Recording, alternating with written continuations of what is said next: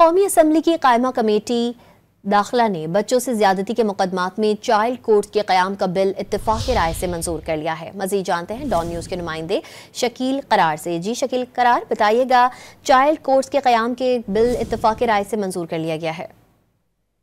जी बिल्कुल, ये बिल मुस्लिम लीग नून की रुकन असम्बली सईदा नौशीन इफ्तिखार ने पेश किया, जिसके तहत ज़ाब्ता फौजदारी में तरमीम के बाद रेप के शिकार बच्चों के लिए चाइल्ड कोर्ट्स के क़याम जो है वो अमल में लाया जाएगा। और बिल के तहत जाति का शिकार बच्चों से बयान अच्छे माहौल और मारे नफ्सियात की मौजूदगी में लिया जाएगा। और इसी तरह बिल जो है इसके बाद जाति के जो मुकदमात होंगे वो 6 माह के अंदर अंदर उसका जो है वो मुकदमात करने होंगे। और जबकि जो जाति के मुल्ज़मान होंगे उनको जो है वो सजाएं उसमें भी इजाफे के लिए इसमें प्रपोज किया गया है, क्योंकि इससे पहले जो सजाएं है वो इंतहाई कम थी। इस पर हज़रत आजमी ने भी कहा कि बच्चे को जो मुल्ज़मान थे तो थे मुकदमात में उनको सजाएं इंतहाई कम थी।